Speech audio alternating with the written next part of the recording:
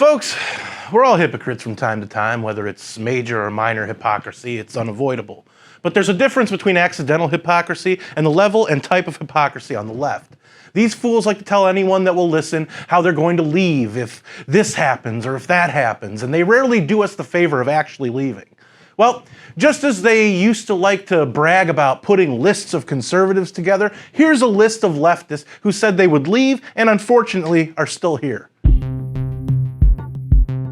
Hey everybody, your resident man in black is back for another edition of the best kept secret in the conservative movement, things that need to be said. For MRC-TV, I'm Nick Kangadis. Really quick, I'd love it if all of you could head on over to Rumble, subscribe to our channel, and hit that plus button. And no matter where you watch our videos, please share, like, and don't be afraid to leave a comment. I love to read what you guys have to say, and I couldn't do what I do without all of you. So now, on with the show. The funny part about all these mentally ill, do as I say, not as I do lefties is that even they know, despite all their bitching and moaning about how oppressed people are who really have no idea what oppression is that the United States is still the best country to live on the planet. It's not even close. America!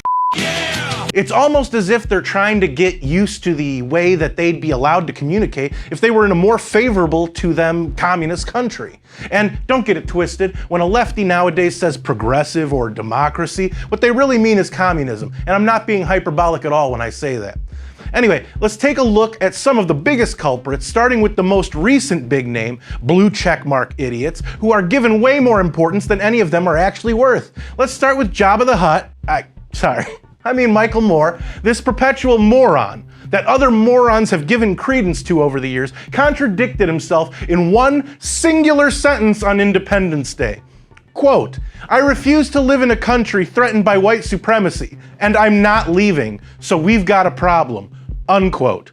Yes, we do. The problem is you, Mikey boy. The problem is that you admitted that the US doesn't have a white supremacy problem, because if you refuse to live in a country threatened by white supremacy and you're not leaving, then the problem isn't even as big as your third chin. Keep that bag of bones on the list and remember it. How about MSNBC's Jonathan Capehart? At this point, between employing Joy Reid, Al Sharpton, Tiffany Cross, and now Capehart, is it a prerequisite that you have to be a racist to work at that outlet? Here's what this propagandist, or maybe he's legitimately this unstable, had to say in a Jeff Bezos-owned Washington Post op-ed in early June. Quote, "Things felt so dicey during the Trump years, I half joked that my husband and I might have to reenact the scene from The Sound of Music and flee the country." Unquote. He also said, quote, "The ranks of crazy white people appear to be growing, and the rest of us don't know what to do about it." Unquote. Well, it's really simple, Johnny. Leave. Don't joke about it. Leave. Literally pack your bags and move to a country like Saudi Arabia or China and see how they treat you and your husband there. Listen, folks, we need to do something that we haven't done in politics in decades, if not well over a century. Keep people to their word. It's a little thing called integrity. I know not too many people have heard that word recently, but were these people never read the story of the boy who cried wolf? Apparently not, because we're already past the point that normal, average, everyday people don't believe the majority of what comes out of the talking heads' mouths anymore. America is a nation that can be defined in a single word. I was going to excuse me. This next one isn't so much a call to leave the country, but just simply a false statement. Valerie Bertinelli must have needed a payday after going 2 generations without people knowing who she is, unless you watch unwatchable Lifetime movies. I am going to be more than happy to be happily divorced and spend the rest of my life alone. I'll be happy that way. Well, with my 6 cats and my dog. Only on Lifetime. Because she garnered more attention from the following tweet statements than she has for her acting career. Quote, "We are not the greatest country in the world. The minority of white Christian nationalists run our country and are not Christian in any sense of the word. We are not the greatest country in the world." Unquote. Only on Lifetime. I don't know how seriously you can take her on her religious expertise, considering once upon a time she said that while she loves Jesus, she hates religion. Judaism, Mormonism, Scientology, and Islam too, Valerie? Or are you not brave enough to say that?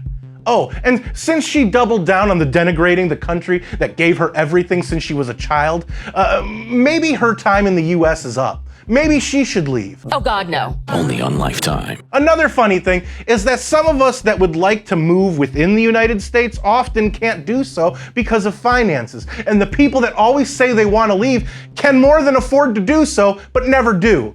And in case you forgot, here are some other celebrities that said they were going to leave and then threw it in our faces when they weren't going anywhere as if it was some kind of burn. The only thing these people proved is that they're really good at being professional liars. Not only because they're entertainers, but because they don't even care that we know they're liars. Miley Cyrus, Whoopi Goldberg, Amy Schumer, Bryan Cranston, and Chelsea Handler. And then we have Madonna, the nearly 64-year-old whore who once told voters she'd fillet them if they voted for spinster Hillary Clinton. If you vote for Hillary Clinton, I will give you a blow.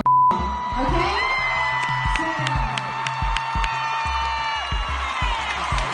And I am good. I'm good.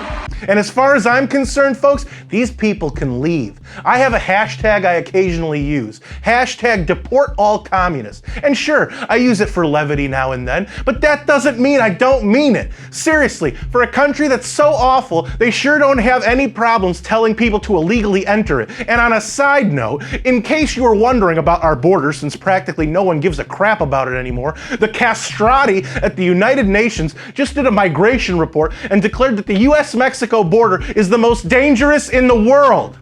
Oh, and that claim is based on 2021 numbers alone, which means that the finger, and you can decide which one you use, can be squarely pointed at Bolshevik Beijing Biden, who will probably blame it on Putin. I was going to excuse me. All that said, if this country is so terrible, as people on the left like to constantly remind us, then just leave. No joke, no clever punchline, just leave. You don't make good movies, TV, or music anymore, so what use do you serve besides feeling you have the right to dictate to others how society should run? These people who live in their bubbles, and I'm not just talking about celebrities, we also have the New York, DC bubble where the parasitic politicians and journalists live. They can leave too. And folks, I may seem cold, and you might not agree with me, but that's why we live in this country, so that despite our differences, we can say it. I won't miss them one bit. Bye, Felicia. So, did I go too far or not enough? Is what I just said sanitized enough for big tech this week? Or were these things that needed to be said? Let me know in the comments, where I do read most and reply to some. And don't forget to subscribe to our channel on Rumble and hit that plus button. If you like this video, don't forget to share, comment, and give it a thumbs up. Those are the best ways to help these videos reach more people, and it's the best way to let us know you want us to keep these videos coming. Subscribe to our channel and hit that notification bell so that YouTube might actually let you know when MRC-TV comes out with a new video if they haven't censored it or taken it down yet. Like us on Facebook and check out more of our work at MRCTV.org. For MRC-TV, I'm Nick Kangadis.